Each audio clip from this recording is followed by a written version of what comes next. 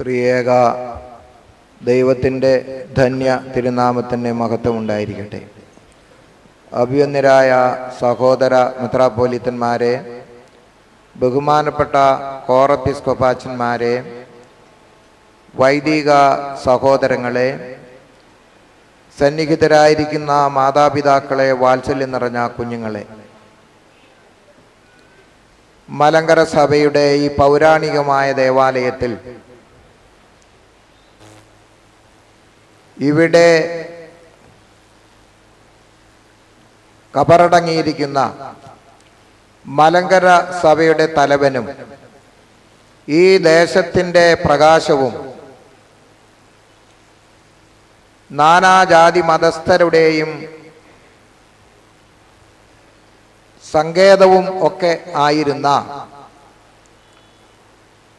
കാലം ചെയ്ത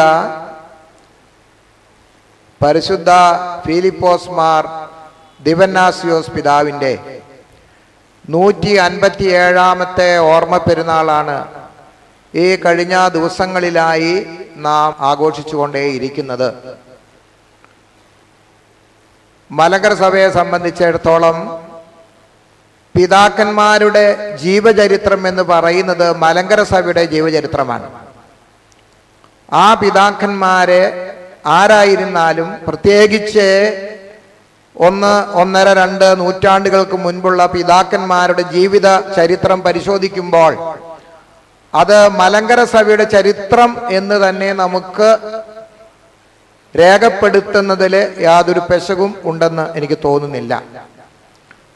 പരിശുദ്ധനായ മാർത്തോമാ ശ്ലീഹ ഭാരതത്തിൽ അഥവാ ഈ കേരളത്തിൽ കടന്നു വരികയും ക്രിസ്തീയ സഭ ആരംഭിക്കുകയും അതിൻ്റെ പിൻതലമുറക്കാർ എന്ന് അവകാശപ്പെടാവുന്ന മലങ്കര ഓർത്തഡോക്സ് സുറിയാനി സഭയ്ക്ക് മഹത്തായ പാരമ്പര്യങ്ങളുണ്ട്. അന്നു മുതൽ നമ്മുടെ പിതാക്കന്മാർ കൈക്കൊണ്ടിരുന്ന, സ്വീകരിച്ചിരുന്ന സഭയുടെ സത്യവിശ്വാസം പോറലേൽക്കാതെ 21ാം നൂറ്റാണ്ട് വരെയും കാത്തുസൂക്ഷിക്കുവാൻ തക്കവണ്ണം കാലാകാലങ്ങളിലുള്ള പിതാക്കന്മാർക്ക് ഇടയായിട്ടുണ്ട്. കഴിഞ്ഞ വർഷം ബലഹീനായിരിക്കുന്ന എനിക്ക് ഇന്ത്യയുടെ പ്രധാനമന്ത്രിയുമായി ഒരു കൂടിക്കാഴ്ച നടത്തുവാനുള്ള അവസരം ലഭിച്ചു. 10 മിനിറ്റ് സമയമാണ് അദ്ദേഹം തന്നത്. ഞങ്ങൾ അദ്ദേഹത്തിൻ്റെ അടുത്ത് ചെന്ന് നമ്മുടെ സഭയുടെ ആശംസകളും എല്ലാം അദ്ദേഹത്തെ അറിയിച്ചപ്പോൾ നമ്മേക്കാൾ കൂടുതൽ അദ്ദേഹം പല കാര്യങ്ങളും നമ്മെക്കുറിച്ച് ഞങ്ങളോട് പറയുകയുണ്ടായി. അതിലെ ഒരു വാചകം ഏതാണ്ട് ഇപ്രകാരമാണ്: പണ്ഡിറ്റ് ജവഹർലാൽ നെഹ്റു എഴുതിയ ഡിസ്കവറി ഓഫ് ഇന്ത്യ എന്ന് പറയുന്ന പുസ്തകത്തിൽ saint Thomas Christian in south India എന്ന് പറഞ്ഞ് 3-4 വാചകങ്ങൾ ഉണ്ട് എന്ന് അദ്ദേഹം ഓർമ്മിപ്പിച്ചു. അത് ഒരു വിധത്തിൽ പറഞ്ഞാൽ ആരെങ്കിലും ഒരുപക്ഷെ അദ്ദേഹത്തെ ബ്രീഫ് ചെയ്തായിരിക്കാം. എന്തായിരുന്നാലും ഒരു നാഷണൽ ചർച്ച് എന്നുള്ള നിലയിലുള്ള അവബോധം നമ്മുടെ രാജ്യത്തെ പരമാധികാരം കൈയാളുന്ന ഭരണാധികാരികൾക്കുണ്ട് എന്നുള്ളത് നാം മറന്നുകൂടാ. പൗരാണികമായ ഒരു സഭയുടെ 19ാം നൂറ്റാണ്ടിന്റെ ആദ്യപാദത്തിൽ അതിൻ്റെ തലവൻ എന്ന നിലയിൽ സഭയെ നയിച്ച് വളർത്തിയ ഒരു പിതാവാണ് ഇന്ന് നാം സ്മരിക്കുന്നത്. ഒരുപക്ഷെ ആ കാലഘട്ടത്തിലൊക്കെ ആ പിതാക്കന്മാര് ദേശത്തിന്റെ പേരിനാൽ അറിയപ്പെട്ടിരുന്നവരാണ്. പാമ്പാടി തിരുമേനി, ചാതുരുത്തി തിരുമേനി, അങ്ങനെ കുടുംബത്തെക്കാൾ അപ്പുറമായി ഒരു ദേശത്തിന്റെ വെളിച്ചം, പരിമല തിരുമേനി എന്ന് നമ്മൾ ആ പരിശുദ്ധ പിതാവിനെ വളരെ ഓമനത്വത്തോടെ അഭിസംബോധന ചെയ്യും. ദേശത്തിന്റെ വെളിച്ചവും വഴികാട്ടിയുമായിരുന്നു ഈ പിതാവ്.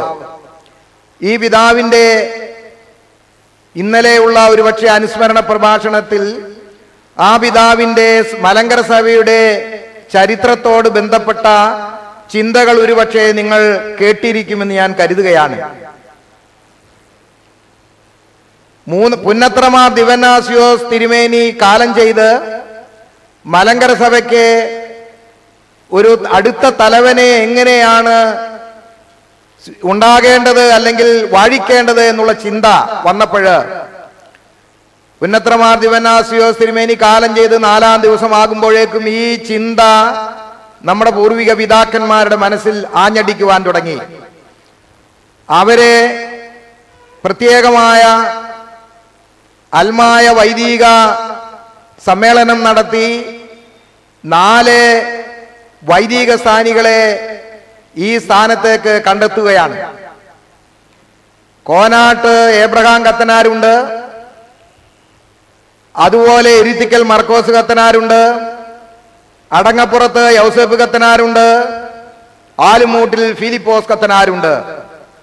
4 വൈദിക ശ്രേഷ്ഠരെ, ഒന്നിനൊന്ന് മെച്ചപ്പെട്ട 4 വൈദിക ശ്രേഷ്ഠരെ കൊണ്ടുവന്ന് പ്രാർത്ഥിച്ച് ചീട്ടിടുകയാണ്. ചീട്ട് ആദ്യം വീഴുന്നത് ഫിലിപ്പോസ് കത്തനാർക്ക് തന്നെയാണ്. ആലുമൂട്ടിൽ ഫിലിപ്പോസ് കത്തനാർക്ക്. സഭയുടെ ചരിത്രം വായിക്കുന്ന പുസ്തകത്തിൽ അവിടെ രേഖപ്പെടുത്തിയിട്ടുള്ളത് ഒരിക്കൽ കൂടെ ചീട്ടിട്ടു എന്നാണ്. 2ാം തവണ ചീട്ടിട്ടിപ്പോഴും ആലുമൂട്ടിൽ ഫിലിപ്പോസ് കത്തനാരെ തന്നെ സഭയുടെ തലവനായി തെരഞ്ഞെടുക്കുന്ന ഒരു പ്രക്രിയ മലങ്കര സഭയുടെ ചരിത്രത്തിൽ രേഖപ്പെടുത്തിയിട്ടുണ്ട്. ദൈവത്തിന്റെ ഹിതപ്രകാരം തെരഞ്ഞെടുക്കപ്പെട്ട ഈ വന്യപിതാവ് അനുഭവിച്ച യാതനകൾ അനവധിയാണ്. മലങ്കര സഭയ്ക്ക് ഒരു മെത്രാപ്പോലീത്തായും മലങ്കര സഭ മുഴുവൻ ഒരു ഭദ്രാസനവും എന്ന സങ്കല്പമുള്ള കാലഘട്ടം. അകത്തുനിന്നും പുറത്തുനിന്നും ശത്രുക്കളുടെ പട എന്ന് തന്നെ പറയാം. അങ്ങനെയുള്ള ആരവത്തിന്റെ ഒരു കാലഘട്ടത്തിൽ അതിന്റെ തലവൻ എന്ന സ്ഥാനം എന്നുള്ളത് അത്ര സുഖകരമായിരിക്കുകയില്ല. ഇന്നുപോലും സുഖകരമല്ല എങ്കിൽ അന്ന് ഇന്നത്തെ കാലഘട്ടത്തേക്കാൾ 100 മടങ്ങ് അത് വളരെ വളരെ വേദനാജനകവും അതുപോലെയുള്ള പ്രതിസന്ധികളുടെ മധ്യത്തിലൂടെയുള്ള ഒരു ജീവിതക്രമവുമായിരിക്കും എന്നുള്ളതിനെ കുറിച്ച് സംശയിക്കേണ്ട കാര്യമൊന്നുമില്ല. പക്ഷേ ചേപ്പാട്ടുമാർ ദിവന്നാസിയോസ് തിരുമേനി ആ സ്ഥാനത്ത് വന്നു. പിന്നീടുണ്ടാകുന്നത് അതിഭയങ്കരങ്ങളായ പ്രതിസന്ധികളാണ്. പ്രധാന പ്രതിസന്ധിയായിട്ട് സഭയുടെ ചരിത്രം ഓർമ്മിപ്പിക്കുന്നത് അന്നത്തെ ഗവൺമെന്റുമായി ഏറെ ഒത്താശ ചെയ്തുകൊണ്ട് 2 പ്രധാന മിഷണറിമാർ മലങ്കര സഭയുടെ വിശ്വാസ കാര്യങ്ങളിലെ കൈവെക്കുകയാണ്. ഫാദർ പീറ്റെന്നും ഫാദർ വുഡ്കോക്ക് എന്നും പേരുള്ള 2 ആംഗ്ലിക്കൻ മിഷണറിമാർ, ഒരു പുരോഹിതന്മാരാണ്. അവരെ മലങ്കര സഭയിലേക്ക് കടന്നു വന്നുകൊണ്ട് ഈ വന്യപിതാവിനോട് ഏറ്റുമുട്ടാൻ തുടങ്ങി. മലങ്കര സഭയുടെ വിശ്വാസത്തിൽ വെള്ളം ചേർത്തുകൊണ്ട് ഈ സഭയെ പുനഃസംഘടിപ്പിക്കണം എന്നുള്ളതാണ് അവരുടെ ആവശ്യം. മരിച്ചവർക്ക് വേണ്ടി പ്രാർത്ഥിക്കേണ്ടതില്ല, പരിശുദ്ധന്മാർക്ക് വേണ്ടി പ്രാർത്ഥിക്കേണ്ടതില്ല, വൈദികരെ അവർക്ക് വൈദിക സെമിനാരി വിദ്യാഭ്യാസം വേണം, പക്ഷേ പട്ടം കൊടുക്കണമെങ്കിൽ അവരുടെ സമ്മതം വേണം. പട്ടം കൊടുക്കണമെങ്കിൽ മിഷണറിമാരുടെ സമ്മതം വേണം. അതിൽ ഒരു ക്ലോസ് അങ്ങനെയാണ്. ഓരോ ദേവാലയത്തിന്റെയും കണക്കുകൾ പരിശോധിച്ച് ഈ മിഷണറിമാരുടെ ആശീർവാദം, സമ്മതം വാങ്ങണം. ഇങ്ങനെ പരിശുദ്ധ സഭയുടെ വിശ്വാസത്തെ അട്ടിമറിക്കത്തക്കവണ്ണമുള്ള നിലയിൽ അവരെ കാര്യങ്ങൾ ക്രമീകരിക്കുവാൻ ശ്രമിക്കുകയാണ്. ഗവൺമെന്റ് അവർക്ക് ഒത്താശ ചെയ്യുന്നു.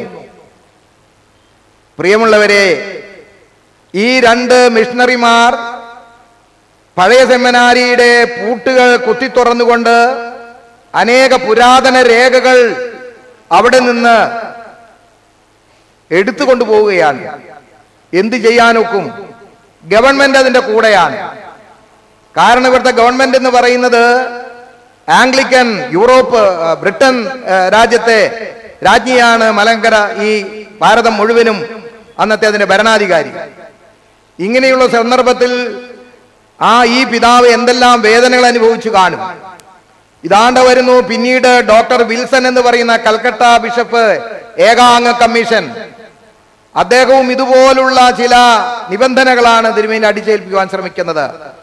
അപ്പോഴാണ് മാവേലിക്കര പടിയോല എന്ന് പറയുന്ന ഒരു മഹാസമ്മേളനം വിളിച്ചുകൂട്ടി ഇതിനെ ധൈര്യപൂർവം ദൈവത്തിൽ ആശ്രയിച്ചുകൊണ്ട് തള്ളിപ്പറയുകയാണ്.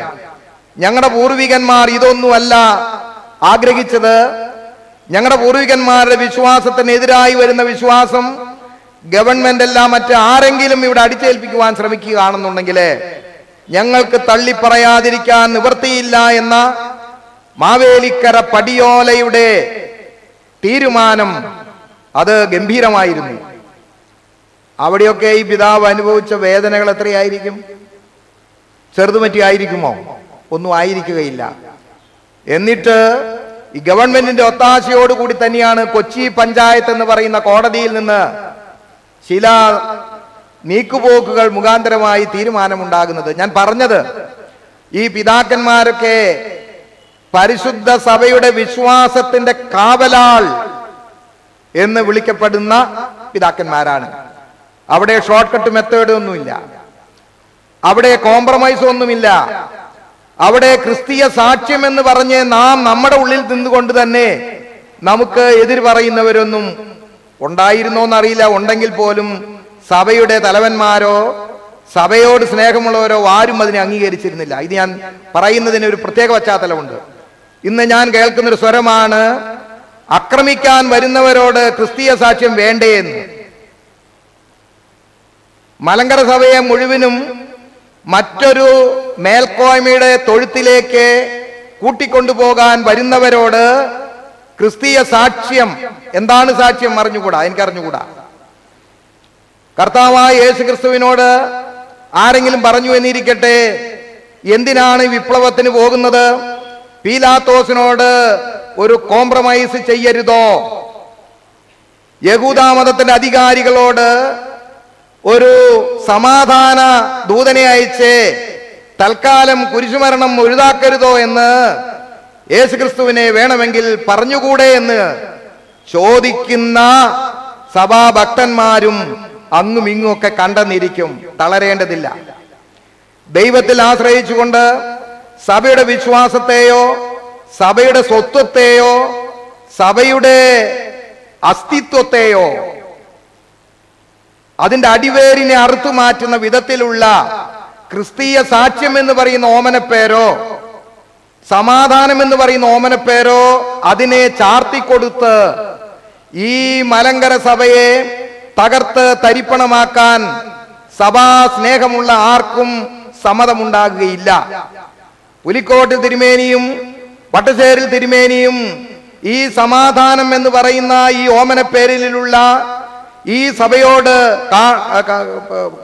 കാണിക്കുന്ന ഏറ്റവും വലിയ ദോഷകരമായ ഒരു കാര്യത്തിന് ആ പിതാക്കന്മാരെ അങ്ങനെ തീരുമാനിച്ചിരുന്നുവെങ്കിൽ ഇന്നത്തെ സഭ മലങ്കര സഭയുടെ ഒരു പൊടി പോലും കാണുകയില്ല.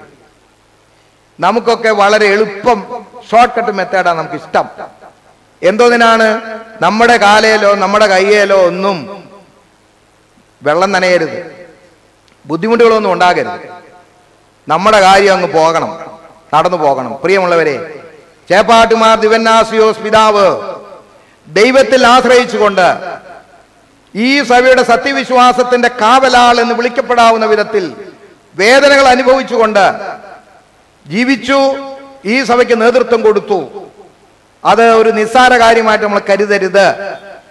സത്യത്തിൽ ഉറച്ചു നിന്നുകൊണ്ട് ദൈവത്തിൽ സമ്പൂർണമായി ആശ്രയിച്ചുകൊണ്ട് ദൈവം തന്നെ ഏൽപ്പിച്ച ഉത്തരവാദിത്വത്തിന് യാതൊരു പോറലും ഏൽക്കാതെ ഒരു വിധത്തിലും അതിനുവേണ്ടി ഒരു നീക്കുപോക്ക് എന്ന ഓമനപ്പേരിലുള്ള ആപത്തുകൾ വിളിച്ചു വരുത്താത്ത വിധത്തിൽ ഈ സഭയ്ക്ക് വേണ്ടി പ്രാണത്യാഗത്തോളം അനുഭവിക്കുവാൻ സന്മനസ് കാട്ടിയ പിതാവാണ് ചേപ്പാട്ടുമാർ ദിവന്നാസിയോസ് തിരുമേനി. ഇതൊക്കെ നിങ്ങൾക്കും അറിയാം, നമുക്കും അറിയാം. ഇടയ്ക്കൊക്കെ ഒന്ന് അയവിറക്കുന്നത് നല്ലതാണ്. ഒരുപക്ഷെ വർഷത്തിൽ ഒരു തവണയോ 2 തവണയോ ഒക്കെ അല്ലേ ഇത് നമ്മൾ ചിന്തിക്കുന്നുള്ളൂ. കഴിഞ്ഞ കൊല്ലം കേട്ടത് തന്നെയല്ലേ ഈ കൊല്ലം കേൾക്കുന്നത്. ഇതെന്തിനാണ് ഇങ്ങനെ വിളിച്ചു പറയുന്നത്? ഞങ്ങൾക്ക് വേറെ വലുതൊക്കെ പറയാൻ മേലെ തിരുമേനിക്ക്. ഇതൊക്കെ ഈ പിച്ചുമ്പയൊക്കെ വെട്ടിയിരുന്ന് വിളിച്ചു പറയണോ എന്ന് വിചാരിക്കുന്ന അവരൊക്കെ കാണും. അതൊന്നുമല്ല നമ്മുടെ പ്രധാനപ്പെട്ട വിഷയം. ഇസ്രായേൽ ജാതിയെ മോശ കനാനിലേക്ക് നയിക്കുമ്പോൾ വെള്ളമില്ല, ഇറച്ചിയില്ല എന്നൊക്കെ പറയുമ്പോൾ അവര് പറയുന്നുണ്ട് മോശയ്ക്കെതിരായിട്ട്, ഞങ്ങളെ പഴയ വീട്ടിലേക്ക് തിരിച്ച് പോകാൻ അനുവദിക്കണം, നീ ഞങ്ങളെ കൊല്ലുകയാണ്, ഈ മരുഭൂമിയിൽ ഞങ്ങളെ കൊല്ലുകയാണ്. ഇറച്ചിക്കലം ഞങ്ങളുടെ മിസ്രൈമിൽ ഞങ്ങൾക്കുണ്ടായിരുന്നു, നല്ല ഭക്ഷണം ഉണ്ടായിരുന്നു, അതുകൊണ്ട് ഞങ്ങളുടെ പഴയ വീട്ടിലേക്ക് തറവാട്ടിലേക്ക് തിരിച്ചു പോകുവാൻ നീ അനുവദിക്കണം, അല്ലെന്നുണ്ടെങ്കിൽ നിന്നെ ഞങ്ങൾ ശരിപ്പെടുത്തും. അന്നും ഉണ്ടായിരുന്നു അത്. മോശ അതൊന്നും കേട്ടുപോന്നുമില്ല. മോശ അതങ്ങനെ കേട്ടിരുന്നെങ്കിൽ ഇസ്രായേൽ ജാതിക്ക് കനാൻ നാട്ടിലേക്ക് എത്താനും പറ്റിയല്ല. പ്രിയമുള്ളവരെ, ഞാൻ ദീർഘിച്ചൊന്നും പറയുന്നില്ല. കാര്യങ്ങൾ എന്താ പറയുന്നത് നിങ്ങൾക്കും അറിയാം, കാര്യത്തിന്റെ കിടപ്പെന്താണെന്നും നിങ്ങൾക്കറിയാം. ഞാൻ ഒന്നും വിളമ്പേണ്ടതില്ല. എനിക്ക് ഈ കാലഘട്ടത്തിൽ പ്രത്യേകമായിട്ട് പറയാനുള്ളത്, ഈ സഭ, ഈ ഇടവക ഇന്നത്തെ സമൂഹത്തിന് ചെയ്യേണ്ട സേവനങ്ങൾ എന്തൊക്കെയെന്ന് നിങ്ങളൊന്ന് ചിന്തിക്കുന്ന നല്ലതാണ്. സമൂഹം തകർന്ന് തരിപ്പണമാകുമ്പോഴും ഇതൊന്നും നമുക്ക് ഒരു വിഷയമല്ല എന്നുള്ള വിധത്തിലെ നാം കണ്ടില്ലെന്ന് നടിക്കാമോ? കേരളം മദ്യവിപത്തിൽപ്പെട്ട് തകരുകയാണ്. പരിസ്ഥിതിയുടെ പ്രതിസന്ധി മൂലം ഇന്ന് ഈ സംസ്ഥാനം ജനവാസ യോഗ്യമല്ലാതായി തീരുകയാണ്. മാലിന്യം കൊണ്ട് പൊറുതിമുട്ടി കേരളം ഒരു രോഗത്തിന്റെ കൂടാരമായി തീരുകയാണ്. പ്രായമുള്ളവരെ പിച്ചിച്ചീന്തുന്ന വിധത്തിലുള്ള ആധുനിക സംസ്കാരം കടന്നു വന്ന് മാതാപിതാക്കൾ തടവിലാക്കപ്പെട്ട പോലെ കഴിയുകയാണ്. ഇങ്ങനെയുള്ള വിഷയങ്ങളിൽ നമുക്ക് എന്തെങ്കിലും ഉത്തരവാദിത്വം ഉണ്ടോ? ഉണ്ടാകേണ്ടതല്ലേ? ഒരുപക്ഷെ നാം മാത്രം വിചാരിച്ചാൽ ഇതൊന്നും തീരുന്നതല്ലായിരിക്കാം. പക്ഷേ നമ്മുടെ ധാർമ്മികമായ ഉത്തരവാദിത്വം ഒന്നുമില്ല എന്നാണോ സങ്കല്പിക്കേണ്ടത്? അല്ലെന്നാണ് എൻ്റെ വിചാരം. നമുക്ക് യാതൊരു ബുദ്ധിമുട്ടുമില്ല. ആ വിഷയം വരുമ്പോൾ നമ്മൾ അവിടെയും നമ്മൾ സമാധാനപ്രിയരാണ്. പ്രിയമുള്ളവരെ, മലങ്കര ഓർത്തഡോക്സ് സുറിയാനി സഭ ഒക്ടോബർ, നവംബർ, ഡിസംബർ എന്നീ മാസങ്ങളിൽ ഒരു പുതിയ പദ്ധതി ആവിഷ്കരിച്ചിട്ടുണ്ട്. അത് മറ്റൊന്നുമല്ല, സ്നേഹത്തണലിൽ ഈ സായാഹ്നം എന്ന പേരിൽ പ്രായമുള്ളവരെ എങ്ങനെയാണ് നാം ഉൾക്കൊള്ളേണ്ടത് എന്നുള്ളതാണ് അതിന്റെ സത്ത. പള്ളിക്കൂടത്തോടനുബന്ധിച്ച് പള്ളി വീടുകൾ എന്ന പേരിൽ ഇടവകകൾ നമ്മുടെ ഭവനങ്ങളിൽ കഴിയുന്ന കുഞ്ഞുങ്ങളും കൊച്ചുമക്കളും പേരക്കുട്ടികളും ഒക്കെ ലോകത്തിന്റെ നാനാ പ്രദേശങ്ങളിൽ, നാനാ മുക്കിലും മൂലയിലും കുടിയേറി അവരവിടെ ജീവിക്കുന്ന സാഹചര്യത്തിൽ തടവിലാക്കപ്പെട്ടു എന്ന് വിവക്ഷിക്കപ്പെടാവുന്ന മാതാപിതാക്കളെ പള്ളി വീട്ടിൽ കൊണ്ടുവന്ന് ഒരു പകൽ സമയം മുഴുവനും അവരുടെ മനസ്സിനിണങ്ങുന്ന വിധത്തിൽ അവരുമായി സംവേദനം ചെയ്യുന്ന ഒരു സംവിധാനം പുലിക്കോട്ടിൽ തിരുമേണ്ട കാലത്തും പരിമല തിരുമേണ്ട കാലത്തും ഒക്കെ ധാരാളം പള്ളിയോടനുബന്ധിച്ച് പള്ളിക്കൂടങ്ങൾ ഉണ്ടാക്കിയിരുന്നു. ഇന്നത്തെ പള്ളിക്കൂടങ്ങളും അന്നത്തെ പള്ളിക്കൂടങ്ങളും തമ്മിൽ വ്യത്യാസമുണ്ട്. ഇന്നത്തെ പള്ളിക്കൂടം എന്ന് പറയുന്നത് വേണമെങ്കിൽ ഒരു തട്ടുകടയോട് വേണമെങ്കിൽ നമുക്ക് രൂപപ്പെടുത്തിയാലും വലിയ കുഴപ്പമൊന്നുമില്ല. കാരണം തട്ടുകട ഉണ്ടാക്കിയാലും ലാഭം കിട്ടും. അന്ന് അതൊരു ജീവകാരുണ്യ പ്രവർത്തനമായിരുന്നു. പുലിക്കോട്ട് തിരുമേനിയോ പരിമല തിരുമേനിയോ സ്കൂളുകൾ സ്ഥാപിച്ചിരുന്ന, പള്ളിക്കൂടങ്ങൾ സ്ഥാപിച്ചിരുന്നത് വിദ്യാ വെളിച്ചം ധനം ചിലവ് ചെയ്തുകൊണ്ട് സമൂഹത്തിൽ നിന്ന് സമൂഹത്തിന് വെളിച്ചം നൽകുന്ന ഒരു വലിയ കാരുണ്യ പ്രവൃത്തിയായിരുന്നു. ഇന്ന് വിദ്യാ വെളിച്ചം നൽകുന്ന കാരുണ്യ പ്രവൃത്തിയല്ല വേണ്ടിയത്. തടവിലാക്കപ്പെട്ടു എന്ന് വിവക്ഷിക്കപ്പെടുന്ന മാതാപിതാക്കളെ ഉൾക്കൊള്ളാൻ, അവരുടെ മനസ്സിന് സംതൃപ്തി നൽകാൻ, അവരുമായി സംവേദനം ചെയ്യാൻ, അതുപോലെ തന്നെ എല്ലാവരാലും തള്ളപ്പെട്ട വിധത്തിലുള്ള രോഗാവസ്ഥയിൽ കഴിയുന്ന ഒരുപാട് പേരെ, മാലിന്യം കൊണ്ട് പൊറുതിമുട്ടുന്ന, മാലിന്യം തള്ളുന്നവനെ ജയിലിലടക്കണമെന്നാണ് ഇപ്പോഴത്തെ പുതിയ നിയമം തോന്നുന്നു. ഗ്രിഗോറിയോസ് തിരുമേനിക്ക് അറിയാൻ മാറി തിരുവനന്തപുരത്തൊക്കെ അതൊക്കെയാ ഇപ്പോൾ കയറുന്നത്. ഇത് എവിടെ കൊണ്ടിടണമെന്ന് ആരും പറയാനില്ല. മാലിന്യം പുറത്തോട്ട് ഇടുകയോ മറ്റോ ചെയ്താൽ 144 154 ഒക്കെ വെച്ചിട്ട് അവരെ പിടിച്ച് ജയിലിലടയ്ക്കുക. നല്ല കാര്യം. പ്രിയമുള്ളവരെ, ഇങ്ങനെ ഒരുപാട് സാമൂഹ്യ വിപത്തുകൾ തുറച്ചു നോക്കുന്ന ഒരു കാലഘട്ടം. അവിടെ നമ്മുടെ ഉത്തരവാദിത്വം എന്താണ് ഈ സമൂഹത്തിന് മുമ്പാകെ? ഞാനിവിടെ ചുരുക്കട്ടെ. ആ വന്യപിതാവിൽ നിന്ന് ഓർമ്മ പെരുന്നാളാണ് ആചരിക്കുന്ന ആ പിതാവിന്റെ ജീവിതത്തിൽ നിന്ന് നമുക്ക് സ്വാംശീകരിക്കുവാനുള്ള ചില സുഹൃതങ്ങൾ, മൂല്യങ്ങൾ, ചില ചിന്തകളുണ്ട്. അത് പരമാവധി സ്വാംശീകരിച്ച് നാം ഒരു ഉത്തമ ക്രിസ്തീയ ജീവിതം നയിച്ച് സമൂഹത്തിന് ഒരു ഉപകാരവും ഉപയോഗവും സഹായവും ചെയ്യുന്ന സമൂഹമായി തീരട്ടെ എന്ന് പ്രാർത്ഥിച്ചുകൊണ്ട് ആ പരിശുദ്ധ പിതാവിന്റെ മധ്യസ്ഥതയിൽ ശരണപ്പെട്ടുകൊണ്ട് ഞാൻ എൻ്റെ വാക്കുകൾ ചുരുക്കുന്നു. ദൈവമായ കർത്താവ് നിങ്ങളെ വാഴ്ത്തി അനുഗ്രഹിക്കട്ടെ.